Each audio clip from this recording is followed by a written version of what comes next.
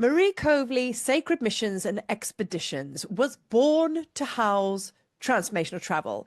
All those years ago, when I downloaded that tagline, I was like, I knew that I was going to be searching the Earth plane, Gaia, discovering portals, and at some point in my pathway to purpose, I would be like launching a massive portal through my own being to the world, offering transformational travel. Now, here I am, here I be. And I have two powerful portals to start with for 2025. Let's talk about Avalon and let's talk about Egypt. I've spoken about this in previous videos, but let's just run with these two portals behind me, that they are very, very powerful places upon the earth. Many of us have been to them and we all know who and where they are, aka Glastonbury, Egypt. I mean, like, what's not to love?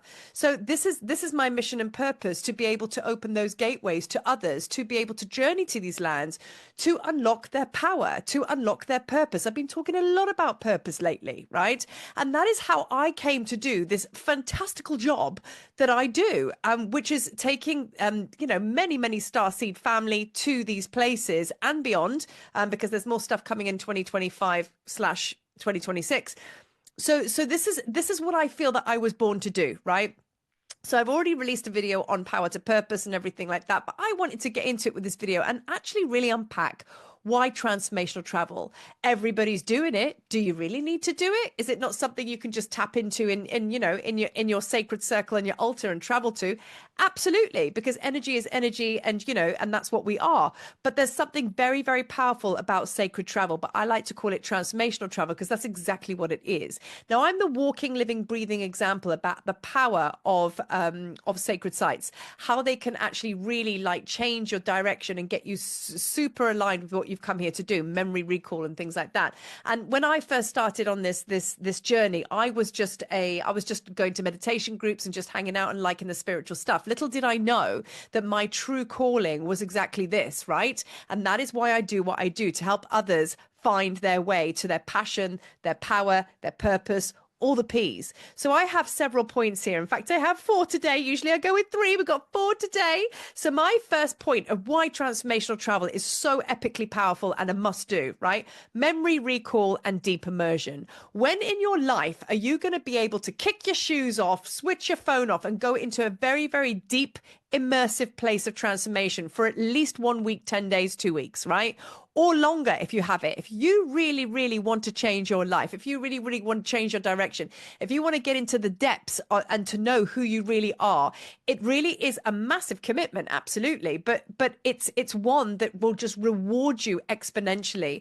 Because like I say, in everyday life, when do you ever get to do that? You might be subject to a weekend away, but it's not really enough, is it? To really come away from your life, close all the noise off, the white noise, and commit and give to you 100%. Like that is the game changer, right? So memory recall, deep immersion into these sacred places, like you have the time and the space of just being able to go through the layers, go through the layers, go through the layers. Now, in my experience of taking groups to these sacred sites, it is a standard practice, right? So my groups and tours are usually about 10 days minimum, but about 10 days is transformation.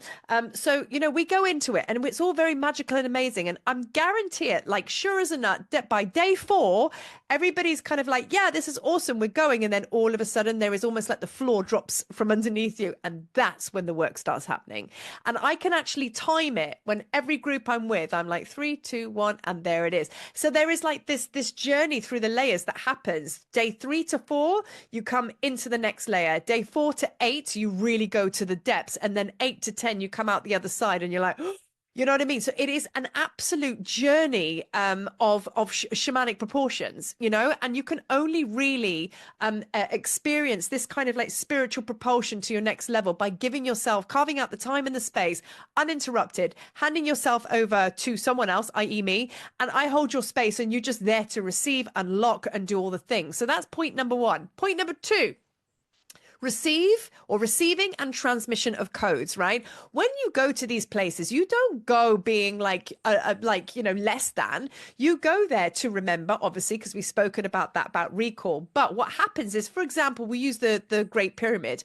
The Great Pyramid is a receiver and transmitter, right? But so are you. I'm always banging on about how we are all pyramids and how we have the same gifts and abilities, how to receive and transmit. So when you go to these places, remember your inner being is leading the way. It's your inner you, your higher self, right? You are leading the way, right? And you're going there, or your ancient one is, the human you might be like, I don't know what we're doing, but like we go there, right? And then what happens is your inner being just starts kicking into action because it knows what to do, right? And starts to receive all of the codes from the stars. It comes all the way through you because you're a conductor and a conduit, and the agreement with the cosmos, with your star beings, it kind of brings the energy in through you into the earth, because you're, like I say, you're like a lightning conductor.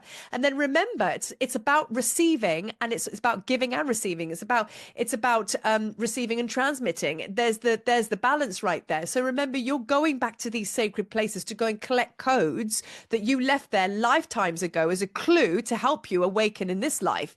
It's so not rocket science at all, but it just blows my doors off when I speak about it out loud, because that's exactly what happens. Your ancient you, left things in the temples, even in the hieroglyphs as you brush your fingers down the wall, or the Glastonbury tour. Maybe you agreed to sit there at sunrise on a certain date when this was going on with the stars, planetary alignments, and everything was going to come to you because you planted that seed for yourself to go back in this life to go and collect. So when I say about collecting codes, I suppose that's your version of receiving, right? But then you also help the land by bringing in cosmic codes through you into the temples, igniting. So you do your bit there, but you're also receiving for the land and you're sending back up to the stars. So there's this ebb and flow. But most importantly, to do with your specific mission in this life, you have indeed left clues, and it might even be talking to somebody of the land. You just happen to have a synchronistic conversation. You bump into somebody who else is on the tour, because that's what my tours are all about. They're a meeting place. These places, Batman sign in the sky. You are meant to meet your soul family at certain times to do certain things. There ain't no one that's not gone on my tours that haven't actually ended up doing stuff with each other beyond, or creating fabulous famous friendships. Do you know what I mean? And it's just like they have longevity, So there's also that as well. So now, number 3 is all about portals. Okay, always about portals. Okay, so energy, vibrational match. Okay, all of that vibe. Do you know what I mean? When you go to a place which has got major portals, which is basically all the sacred sites. In fact, everywhere has portals, but the sacred sites exponentially so, right? When you go to these portals, it's like your energy inside matches with that portal that you're going to visit. So something magical happens, right? So there's a transference of codes. Half the time, most of the time, your human you thinks, well, nothing much happening here. But there's so much happening that you don't realize. Your inner being has got it taped. It's all sorted. You had this agreement with the land. Your human self is trying to understand and know what's going on. And sometimes you just don't, but never ever dismiss the fact that what needed to happen happened. And then later on down your life, something will play out and you'll go, oh my God, look at that. Do you know what I mean? So that's a powerful thing when you go to meet the portals, right? Because you've worked around those portals in ancient times and your being knows this. It's almost like an old friend going, your energy kind of goes, oh, hi, I know you. And then you just go to a special place. Like, for example, if we're in Avalon, maybe we just go to Bridie's Mound and we sit there, and maybe there's a special rock there that you just thought, well, I'm just going to sit on this rock. Little did you know that rock has got so much power, so much codes. Past lives before, you used to do all of your moon magic there. And I mean, you didn't know this in this life, but here you are sitting on your rock going, yeah, that's nice. Then you leave and there's kind of an obliviousness to it. Yet the reality of it, your soul, your inner being has collected those codes right there, tick, tick, tick, tick. And then, like I say, it comes out later on down the line. So these transformational tours and experiences like this are epically powerful. And there's so much we don't know about the fullness of these experiences, right? So sometimes you might go to Egypt once and that's a done deal. Some of us, we have to go back again and again and again because it's our contract. Like, look at me. I'm I think I'm on my 8th time now. Do you know what I mean? And I'm not slowing down for nothing. Do you know what I mean? And I'm going back there for good reason, but that's my unique contract with the land. You might find that you go and do this place once, that place once. You might do that a few times. There'll be good reason for it. Like, I've hit Peru once, loved it. May not go back there again. I don't know. But right now, I kind of feel like that's done. Do you know what I mean? So we're collecting codes all the time, and there's a certain synchronistic rhythm to it, right? So now, my final point, number 4, I had to actually just write this out because it's all about pilgrimage, right? And it's a very ancient word that's been probably overused and misunderstood because it's been overused. But let's go back to actually what the definition of pilgrimage actually means, if you look it up, you know? And I've got it written down here: a journey made with a deep sense of purpose. There's that word again, purpose. Remember, Marie's work is all about igniting purpose in the person. Do you know what I mean? And it's like, that's what we're here for. Without purpose, you ain't got nothing. So if you've got purpose and you ignite it, then all of a sudden everything just switches on, like Christmas tree lights. Christmas tree lights. You know what I mean? So like, that's why a journey made with with a deep sense of purpose, seeking self-discovery and transformation. That is what a pilgrimage is, right? And now, with a pilgrimage, it comes from a deep offering as well. And it's a commitment, because pilgrimages aren't often easy. That's where the word initiation comes from. You know what I mean? If you're going to give an offering, you know, if you're not really stretching yourself too much, and I'm just going to give that. Yeah, it doesn't really bother me too much, but I can give it. It's not really a powerful offering. A true offering must stretch you just a little bit. And because that's your deep trust, and like, hey, that's a little bit of a, sacrifice is the word I'm looking for me to give that, but I know I'm going to be rewarded if I stretch out that far. And that's why these tours are so important, because let's face it, you know, getting time off work, you know, monetary investment, all the rest of it, but you are seen by the universe when you pitch up and you commit in that way. I have received so much reward. If I could rewind back to my life 10 years ago when I first moved to Cape Town, and that's when I really started getting into going on sacred pilgrimages, and I don't know why I went. I just went. I don't know. I don't even know what the thought process was. But now I look at how I just exploded into my path, and look what I'm doing now. Like, I still have to pinch myself and go, wow, this is what these sacred sites brought to me. And I wish the same for all of you. But that's my mission. I had to do it myself so I could offer it to others, right? So seeking self-discovery and transformation, right? That takes us to many, many things. Now, transformation occurs when you are outside of your comfort zone. That's the only time that transformation will occur. And I often go on about this because magic only happens when risk is at play. You cannot expect magic to happen when you haven't pitched up to the party, right? Or you haven't stretched yourself. You've got to go out there to meet it. Do you know what I mean? And so that is why pilgrimages are so powerful and so transformative. And let's face it, all the ancients did it, and we're still doing it now, but we've got our own version of it. So now we're calling it transformational travel. I don't like to call it like sacred spiritually stuff, because this isn't just for the spiritual peeps. It's for the way showers, it's for the visionaries, it's for the those that want to sit, like, think outside the box, the game changers. So I'm just going to round it all off here and say transformational travel for me is an absolute game changer.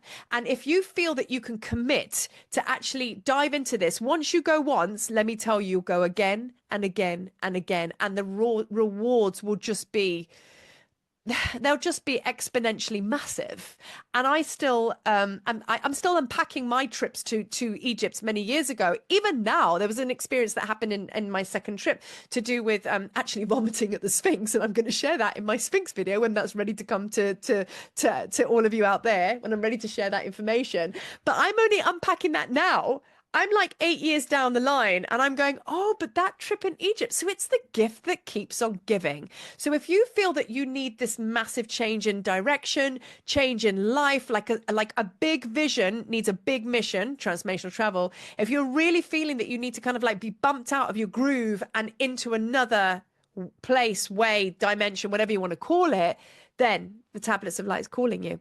But transformational travel in general is calling you. And that's really, really important. And listen, there's many of you that are way showers and teachers, and you don't know yourselves to be that yet.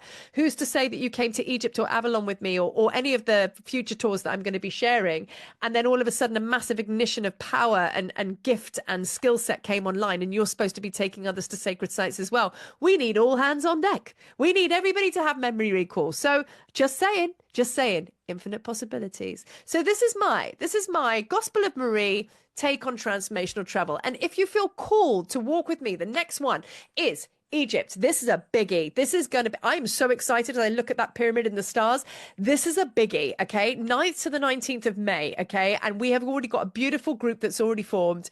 And man, it's like in the new timeline. So I can, as I speak about, oh, yeah, I've got to take a breath. You know what I mean? So that's a big one. That's a big transformational tour, okay? And then of course, you know, we fall into the divine feminine, and we move into the tablets of light, Avalon, which is obviously, as I've spoken in previous videos, masculine, feminine. So it really is wherever you are on your path. But I mean, as I say to everyone, if you want that sudden explosion and you want to kick it off, I do suggest that Egypt is your first point of call, because that's your fire. Then you come into the water, and then you combine these two together. Like once you've ignited your firepower in Egypt and like all of those things, and then you take it to Avalon, Avalon amplifies Egypt. Done it. Know it. Formulas in my body. What I say, I speak the truth. Living proof. Oh, that's a rhyme. Anyway, thank you for watching Transformational Travel. I'll see you there.